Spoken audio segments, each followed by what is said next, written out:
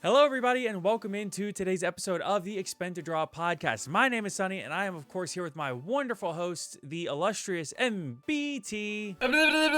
Dual-taining! And absolutely, we have Trishula TTV.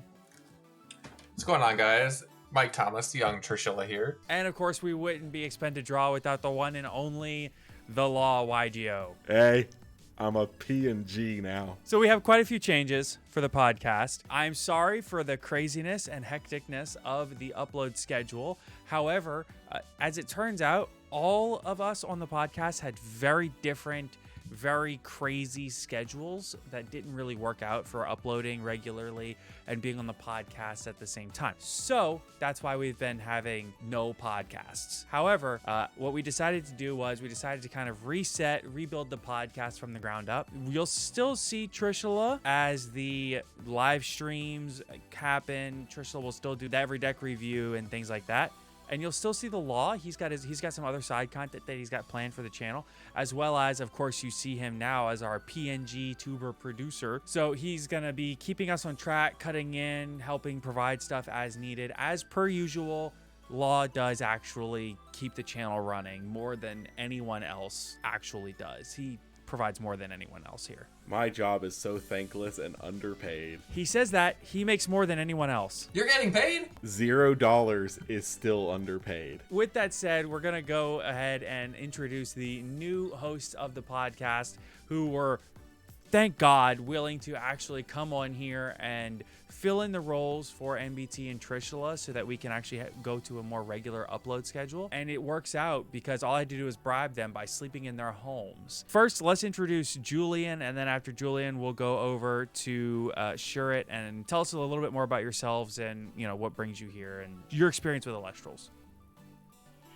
Hey guys, I'm Julian. I've got about, I think, 7 tops now in Premier events, including top 8 at Dallas, top 4 at Atlanta. I got a first place. Yesterday, I got top 4 in the Premier. I'm the guy with the Lakagon tattoo, and sometimes I'm Slop Shop. You can't say the guy with the Lakagon tattoo without showing it. Oh, you want me to whip it out? Yeah, whip it out. Oh. Oh, there it is. There it is. We got There's it. the shot. And Trevor, why don't you tell the crowd a little bit about yourself and reveal your tattoo? My name is Shurit, or you can call me Trevor. I've taught my locals 3 times, and that's why I'm here. You're definitely doing better than me. I can't even say that. It's that easy. It's that easy. About 7 premieres as well. I got top 8 yesterday. I kind of exploded. You don't watch the stream. Don't watch it. You can just skip past that one. So Trevor and Julian, despite what they might seem like, are actually 2 extremely good, well-versed players in the game. Whoa. What do you mean what we seem like? Do we not come across as serious players? Well, you see. It was more about you.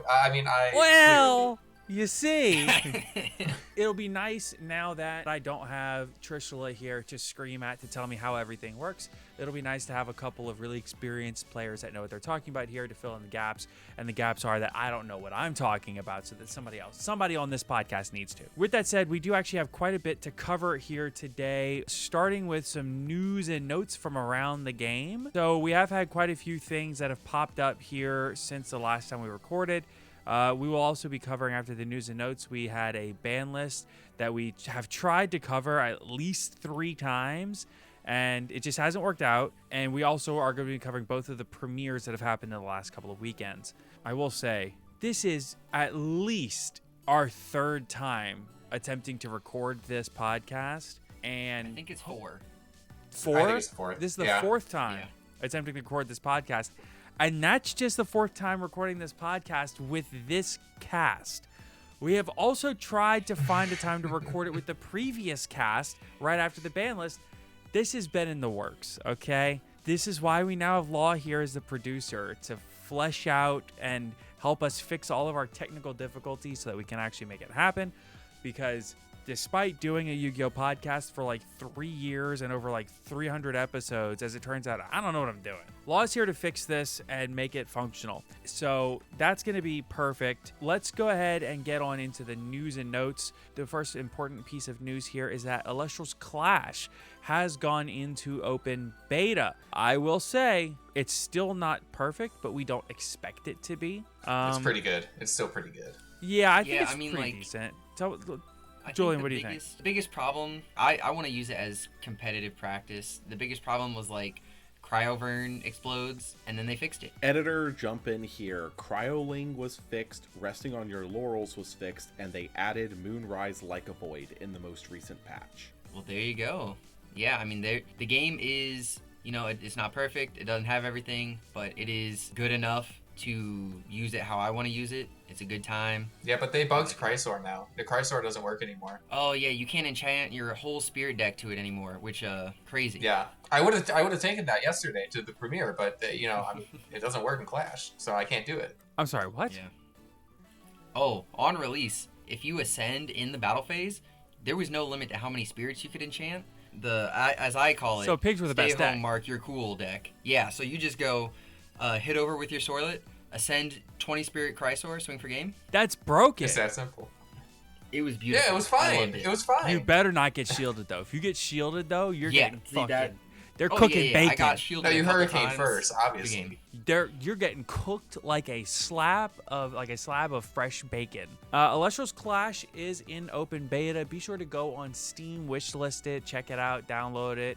And if you do, and you decide to go on and spend a little bit of hard-earned moolah on Elestrals Clash, be sure to use code HOPON, which should be flashing on the screen right now. I think if I have sent the right messages to the right people, it should be popping on.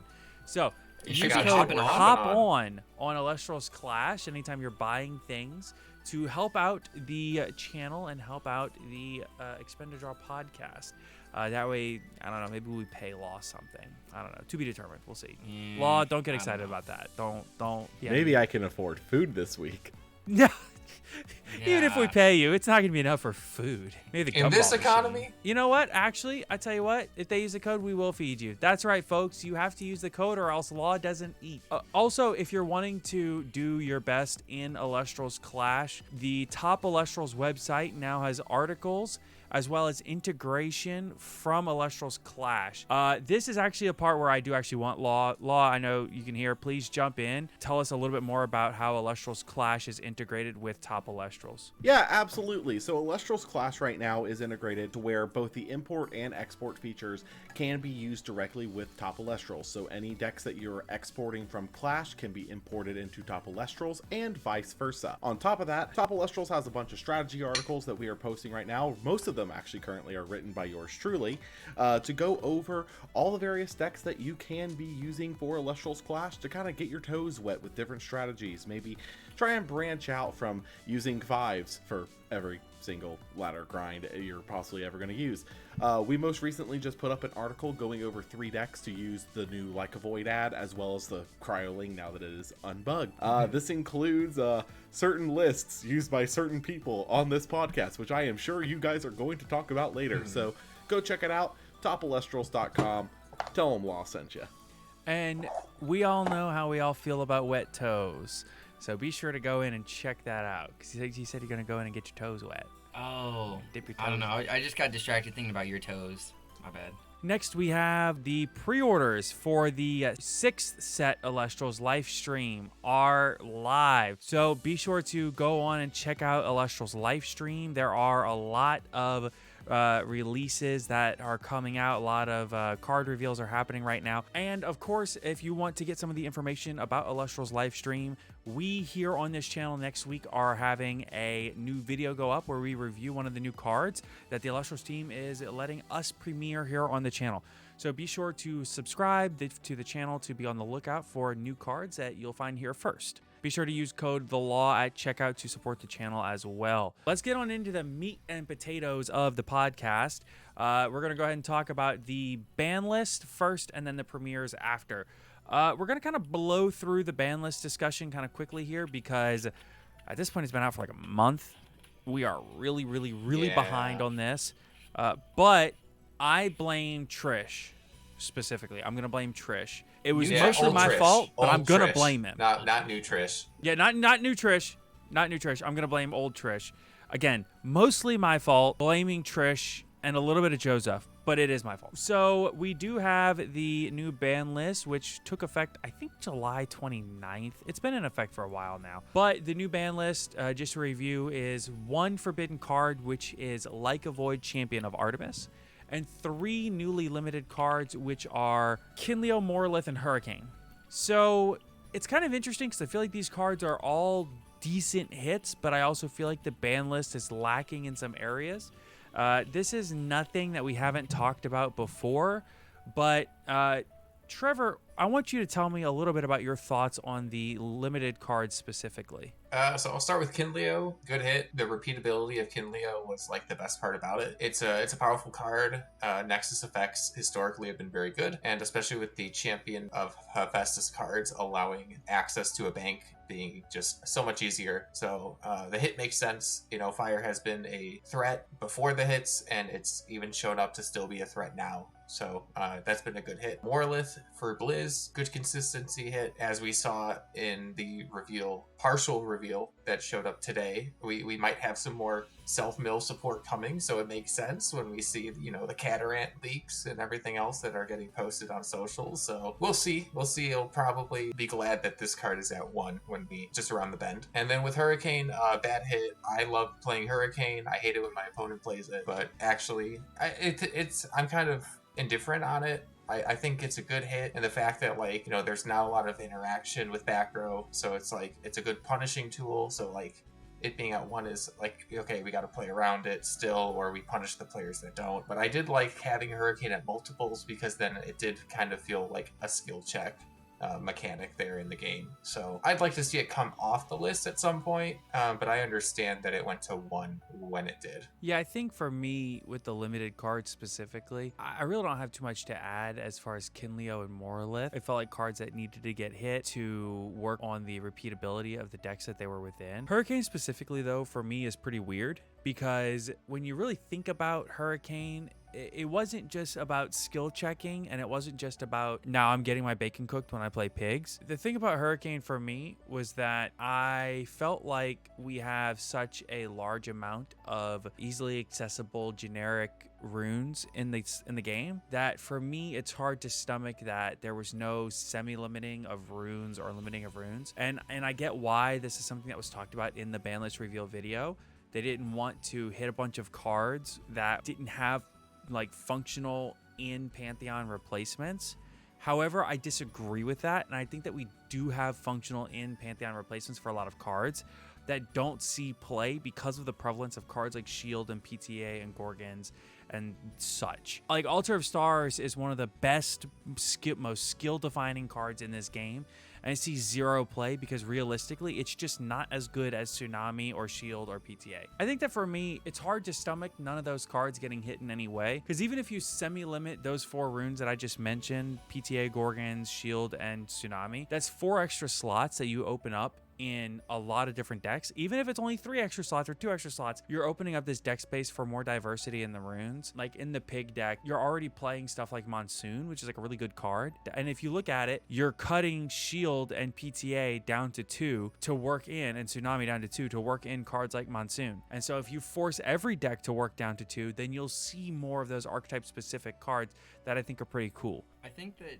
Hurricane is also maybe not the best hit, because me personally, I'm playing Pig Terror. I love that. I want to see Hurricane in every hand. I think that Hurricane actually helps define decks, because we call a lot of decks aggro. You can tell what deck is really an aggro deck if they want to play 3 Hurricane. They want to go, I don't care about your back row, get it out of here, I'm going to battle step. I'm trying to blow your back out, baby. Exactly. You got to cut that like, you have to cut that. Hurricane was really nice for us to be able to see this deck really is focused on battle. Taking that away, like, you know, 5s, I don't think any 5s deck was really playing 3 Hurricane, because you don't get a ton of value out of it. Something like Pig Terror, though, that's where you see real aggro show up, when you can just start blowing out back row every turn. Yeah, like any like pig deck, or even like when it first came out with the Moonrise metagame, the first tournament when we were playing like Hurricane Navi, right? So like that's another example like of Hurricane play guy that goes into a 2-drop. Like that's aggro. Yeah, and I think that Hurricane is a card that, weirdly enough, at 1 is going to make it easier for people to justify including it in a lot more lists. So which it does sound very stupid, but Hurricane at 3 felt like a card that you were all in on, and it's a build around. But Hurricane at 1 feels like it's an easy inclusion because you already have so many decks playing Tsunami and playing playing Rabbits and stuff like that. So now it really is just put in a single Wind Spirit for when you draw your Hurricane. Whereas before it was, okay, well, I'm having to fit in multiple Wind Spirits for the 3 Hurricane that I'm playing to blow out my opponent's board. Now I don't have to do that. I can just play 1, which is a really, really easy thing to fit in. You could also play the Julian starter package that includes all of the colors. Yeah. So that you want to play for Hurricane. Yeah. The starter package of 3 Ash Rabbit, 3 Peliquarius, 3 Galaxy, and it used to be 3 Hurricane. Now it's 1 Hurricane, and then 3 of each color. You can fit that into basically any deck. Yep.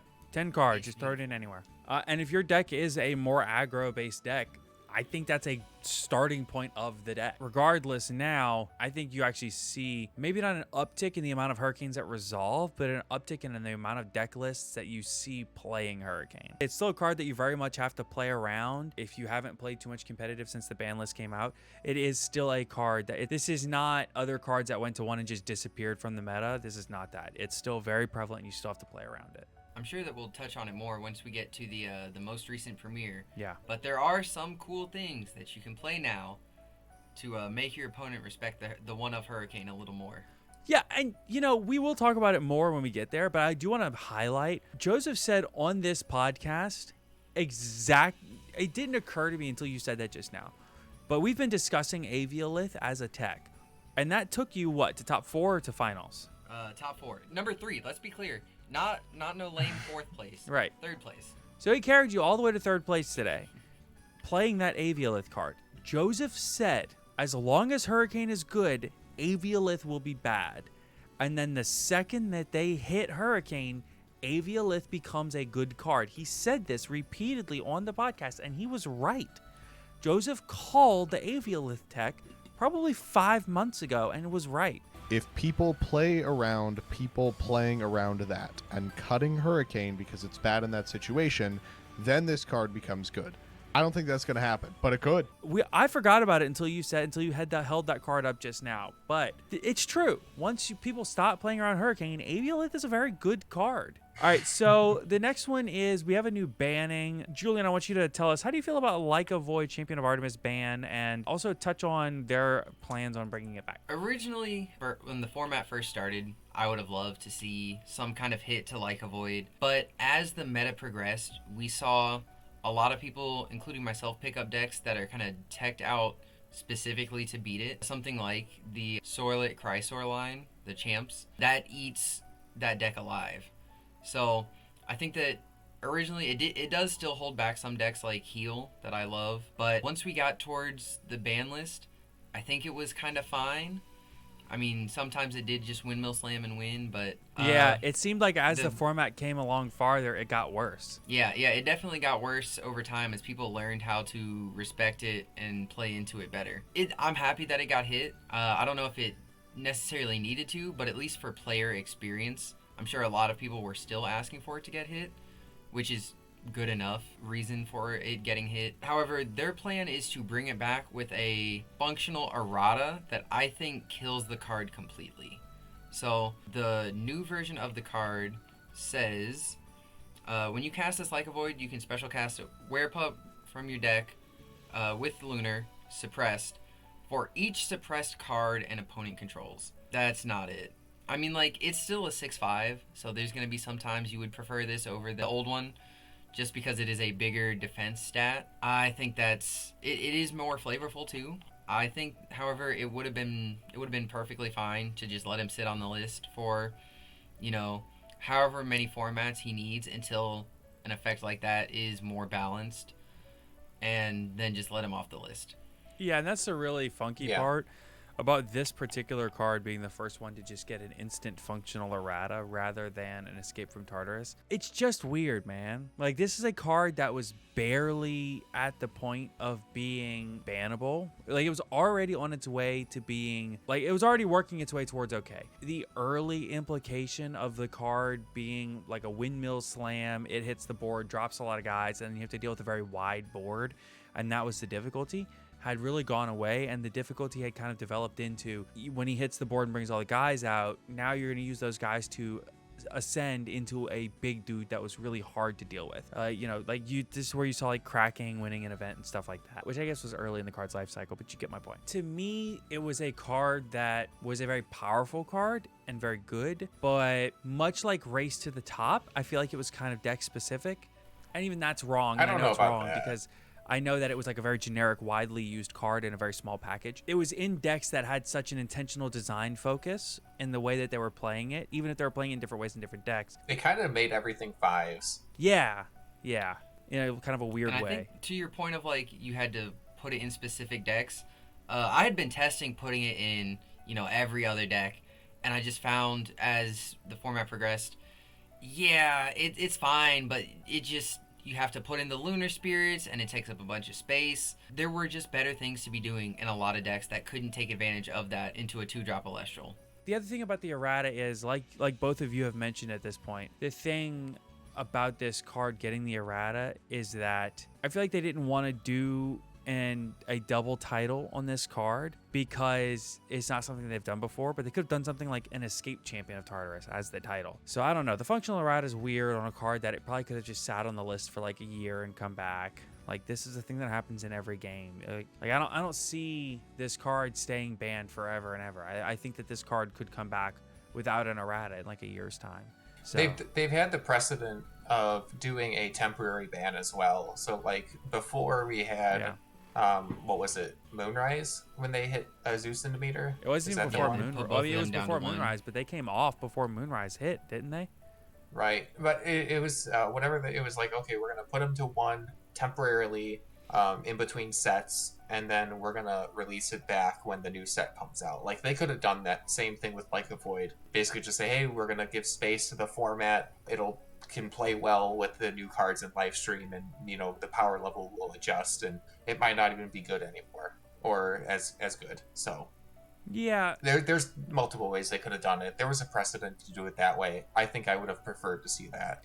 And I would have argued that Demeter and Zeus should still be limited. Those cards are crazy. Yes. That's true. Yes. Like Demeter and Zeus can still be limited, but I don't think they need to be banned.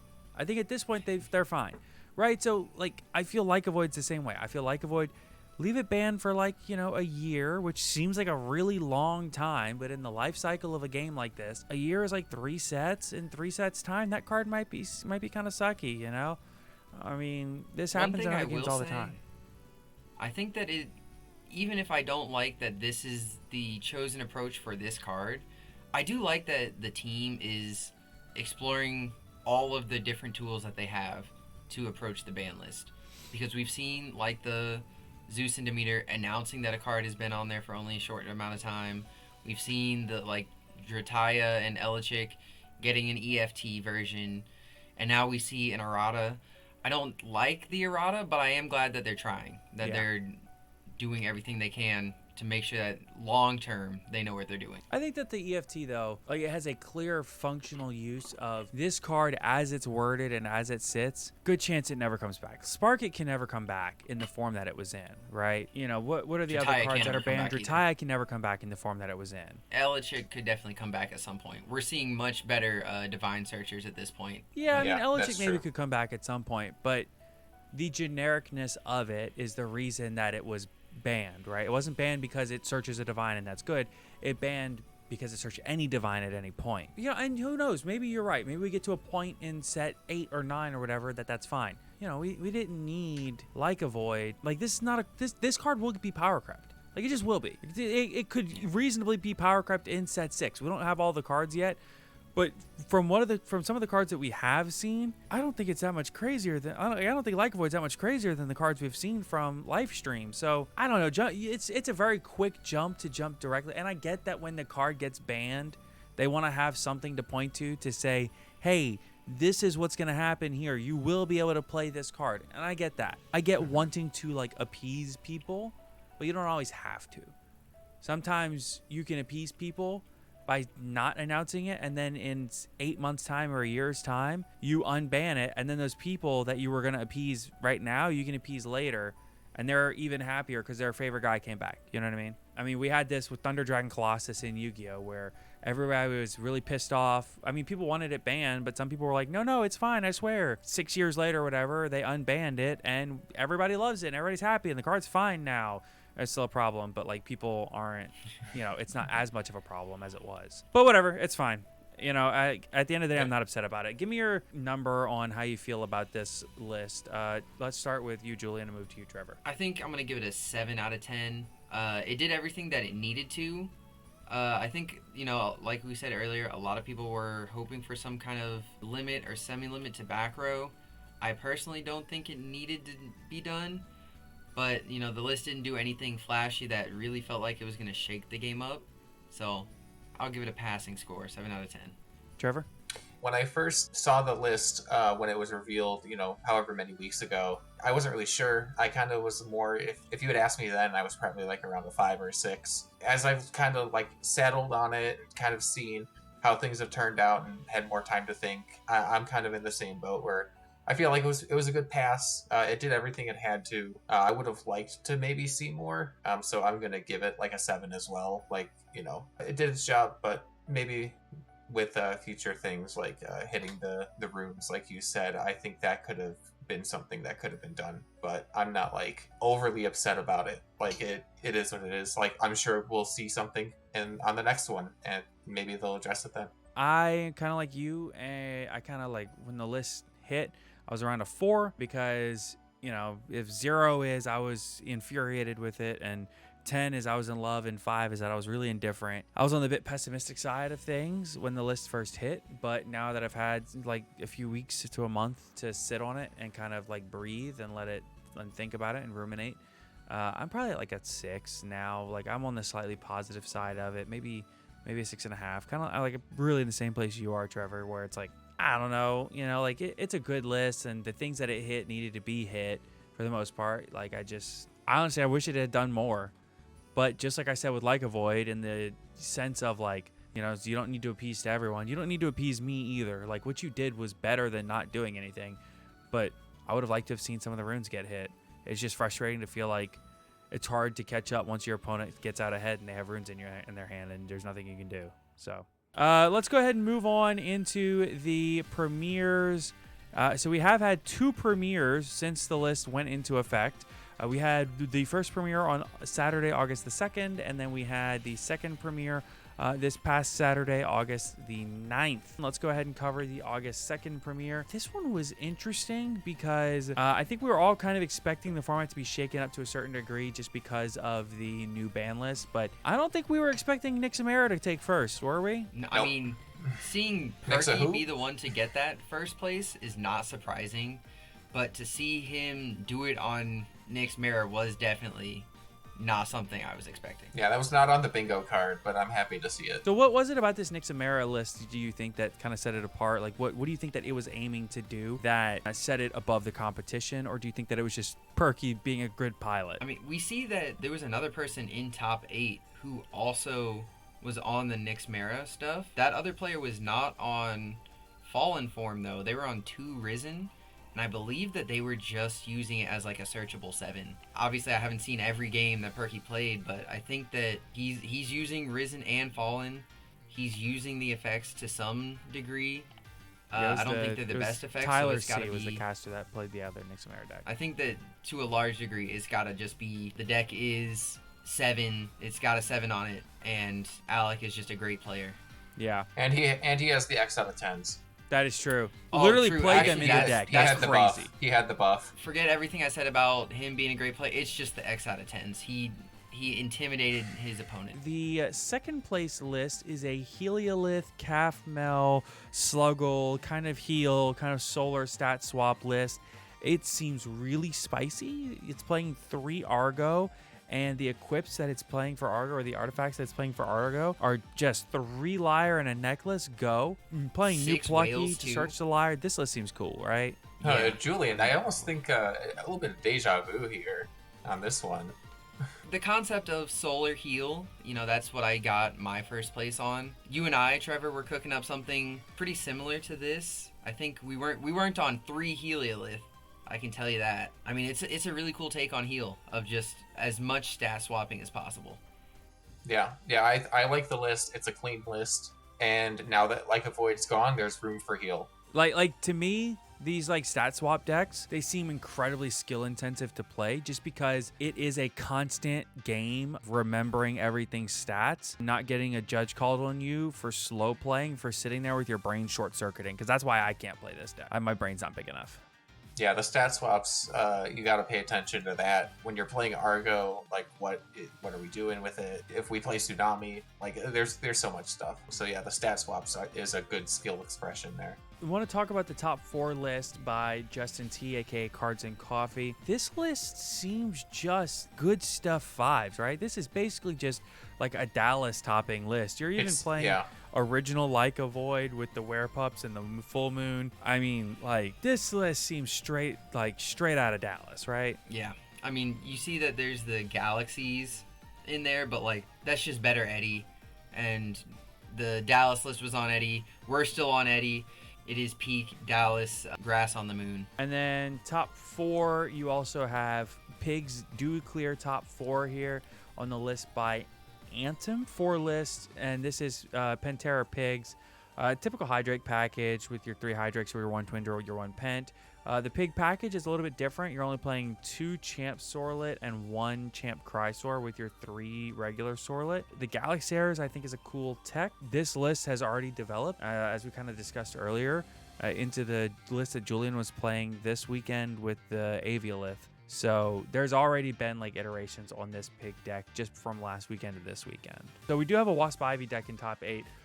I wonder if do you think that with the Kinleo limit, it kind of opens up that artifact package to be able to be utilized in Wasp Ivy? Because before it felt like it's like, okay, well, if you're going to play the fire artifact deck, you're going to lean more into the fire to really abuse Kinleo. But now that Kinleo is limited, it's like, well, I'm not going to play I'm not going to play 3 small Tuga and 2 Kinleo. I might just play 2 small Tuga and 1 Kinleo and only 1 Necroth. And since I'm cutting back on the fire package, I have room for something else that can maybe take advantage of the artifacts, which is the Wasp Ivy package. And I believe they're on Lynx as well and Scythodemeter. Yeah. So we have more Earth Splash, abusing more limited cards. So we've got Lynx and Kinleo. Well, this list both is not going on at Scythe, it. but yes. Well, you could be on Scythe, and maybe I think there was another Wasp Ivy player that did well, on yesterday's tournament. So okay, it's there. It's something to be aware of. And this list is up on 6 artifacts, which is pretty high for a fire artifact deck. I mean, Poison Tunic is a solid card in general. If you get 2 spirits for free and you burn your opponent for 2, that can be really good with the Volcaries. And now it's an engine piece also with the Psynectar. I think it makes sense, but it is shocking to me a little bit to see this many artifacts in one list. How do we feel about Dimax's top 16 Celestleo deck? It's Dimax. It's Dimax. It's peak Dimax. This is the same type of list as Perky's number 1 list is. Give a good player a reasonably strong deck, they will perform with it. I don't think that Celestleo is the move unless you are good enough to do it. All right, so out of 102 players, we ended up with Nick Samara on top. This most recent tournament hosted by Elestrals on August 9th, another webcam premiere. We have the top 8 for this deck is 4 Bear Bomb 5s, 2 Pig Terrors, 1 Fire Artifact, and 1 Thunder deck. The Bears. Are we like? The Bears. Is it gonna be common seeing this much bear? So Probably not. I think it was a group of players that were specifically on Bears. They wanted to all play the same deck, and I believe we have one of them in this call. Trevor, tell us about your Yeah. run. So Bears was very good. It was a very good pick for the event. I was given the deck. I did not work on it outside of vetting for Cryoscorch in the side deck. We scammed at least 15 matches throughout all 4 of us throughout the day with Cryoscorch effect for game. So it was peak gameplay. Yeah, we were keeping a tally all day. That's crazy. Crazy work. So Trevor, you got top 8 in this tournament, and your loss in top 8 was to Josh, who ended up getting first, right? It was to Josh, and then Josh played Trish, and Trish lost to Josh, and then Josh won. So we 100% conversion, by the way. All 4 of us took it. We Swolax is the other person, and he also made top 8. Amazing. You might also notice that's a 100% conversion rate for the caster's corner. That is true. Both of you that played won, or well, won had into Trish top, too. won a lot of games. You went into top 8. Caster's Corner staying on top. I mean, really, now that we've stacked the deck by having way more members. Producer jump in here. All I'm saying is Caster's Corner had 3 members clear in the top 8. I think the Elestronauts only had 2, didn't they? All I'm saying is we stay topping. In top 4, so we had Trishula on the Bear Bomb deck, and Julian, you got top 4 on Pigs. Tell me a little bit more. Why don't you explain where Aviolith kind of comes in and what makes it powerful in this deck? Because you're not just citing the Aviolith. You are maining to Aviolith. You gotta cut the Chrysor. There's just too many Ascensions, too many guys you can't always cast. So I felt like the second Chrysor was the thing to get cut there.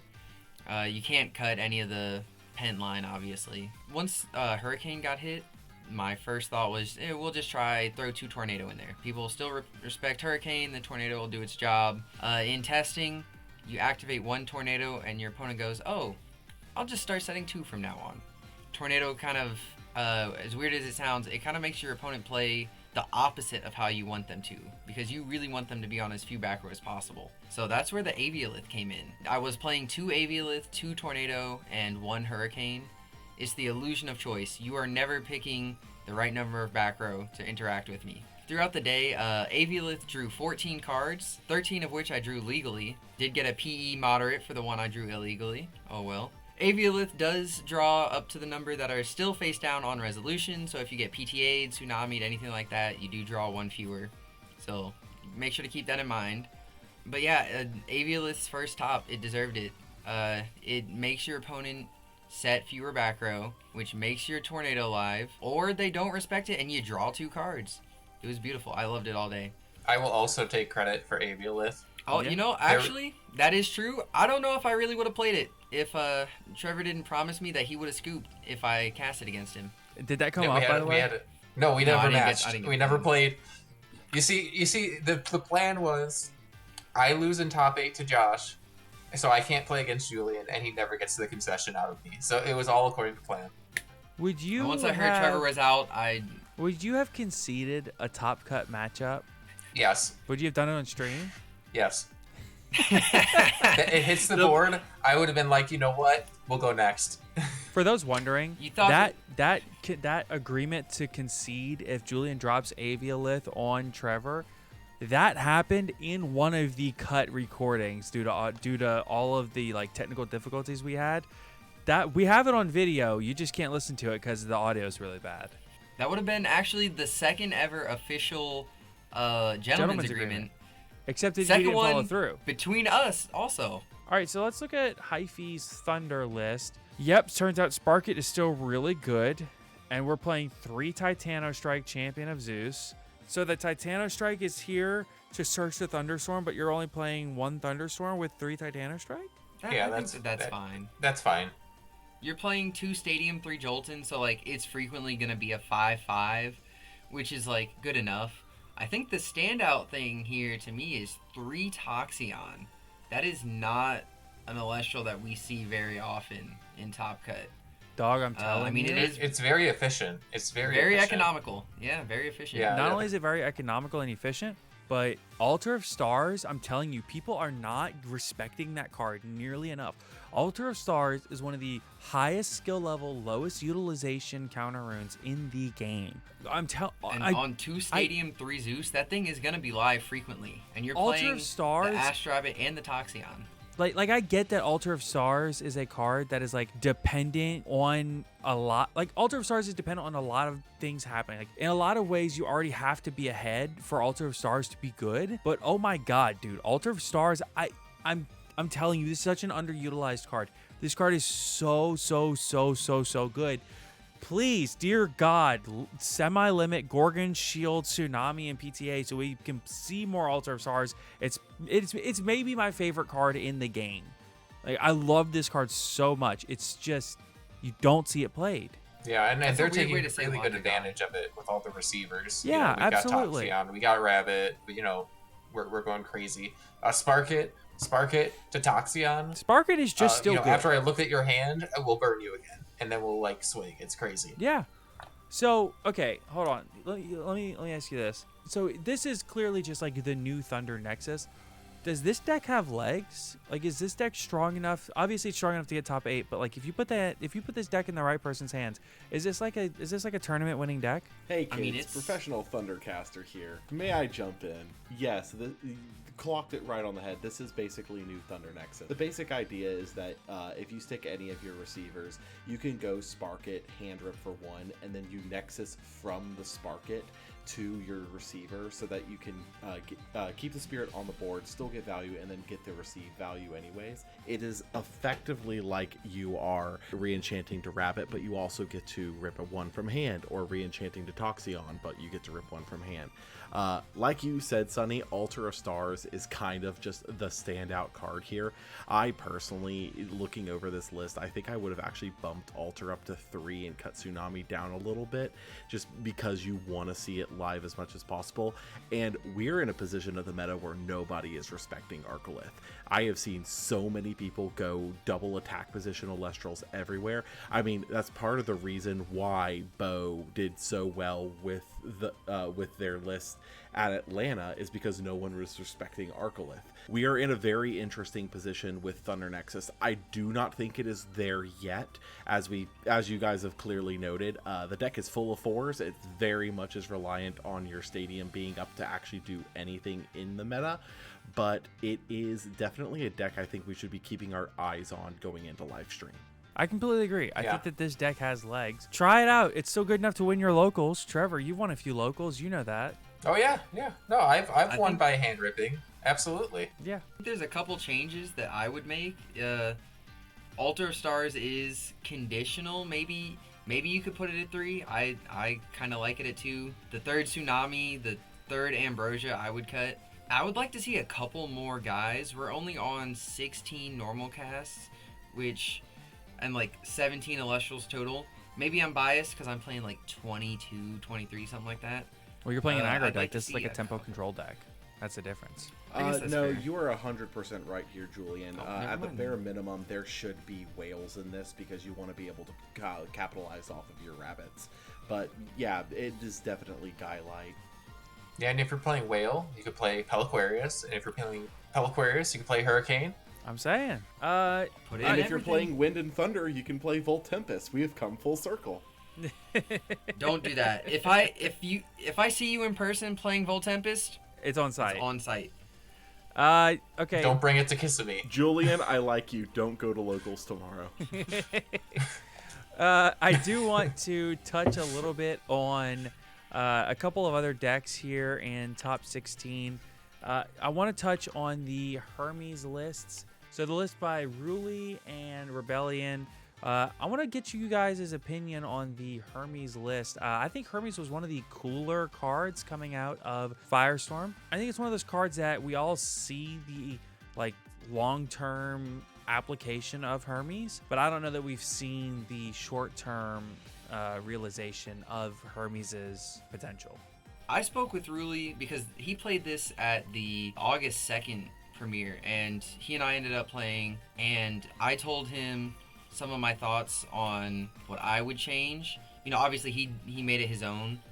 He did take some of the advice that I gave, and he took that to top 16 today. We were talking about it yesterday and today. It is a very skill intensive deck. He's told me that it feels like the deck can do anything. You just need to be on top of it when you're playing it. I and think you know, that coming, I think the that your deck was fingerprint originally is made by seen Josh. here So with the Hurricane starter pack. yeah, you can see the Peliquarius Galaxy coming in. That was me telling him he Even should the try that Monsoon. out. But yep, Monsoon was Yep. also something I suggested to him.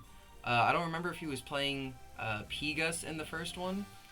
He and I discussed Pigus is also a wind receiver, so you can re-trigger it off of Monsoon. He said that Pigus was really That's good good. for him. I mean, it's a cool deck. It uses a lot of new cards. It does stuff that no other deck really has had any opportunity to do, with stuff like stealing your opponent's Elestrals and paying them off to kill them. It's really sick. Yeah, the interaction with like Carry Off and Hermes Trickery is like really, really cool. Can you spell out that interaction for us? Yeah, you steal their guy and then you play Hermes Trickery to get rid of it and then revive one of your own. So you could like steal their guy, swing, Trickery, get rid of it so they don't get it back, bring something else out, swing again. It's really cool. Especially if you steal their Calf Mel.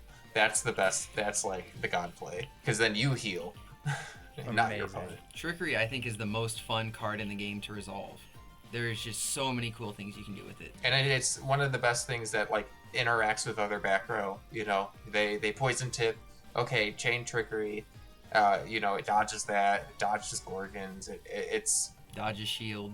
So be sure to check out, now that we have all of this information compiled and all the data here, we have store regionals, which are this coming week. And then the next premiere that we have upcoming is September 13th, which is about a month away. So we got a little bit of time to prep for that. Going into the store premieres or the store regionals season that are going to run through the month here, and going into the next premiere, what are some things that you all are expecting to see or planning to see? Well, the first one that is going to happen is going to be my locals. Therefore, Aviolith Penterror is going to be winning that one. But other than that, I think that Bear Bomb is probably going to win Chicago. Everything else is going to be the regular meta that we've seen so far. I don't think anything really surprising is going to show up. fives. What do you think is Fives. going to be the biggest store regional we see? About 35, 40 people? Probably whatever your guys' is. I'm imagining yours is going to be the largest one. I think that there's a good chance we hit 20. I don't know about 30, but With that said, I hope you all enjoyed this first episode of the Expend Draw podcast with our new crew in place. If you did enjoy this, please be sure to leave a comment and let us know your thoughts. If you did not enjoy it, leave a comment anyway. Tell us how you think. nope, I don't want to hear it. We don't don't give forget Julian to hop access on. to the account. It's fine. He won't hear it. That's fine. Hop Just let on me know. Clash. It's and great point, Trevor. If you are going to go ahead and buy some stuff on Elestrals Clash, be sure to go ahead and use our code HOPON to support the podcast, so that Law can eat and feed his family this week. So with that said, one last thing. If you have gotten this far, let us know what you think would be like an optimal recording time. We're going back and forth and debating between once a week, every other week, once a month. We don't know yet. So let us know kind of what you're thinking, listeners, as far as frequency of episodes. We're kind of down for whatever. So with that said, thank you all so much for tuning in. And until next time, happy casting, everyone. Bye-bye. Bye-bye. Bye. So you want me to whip it out now?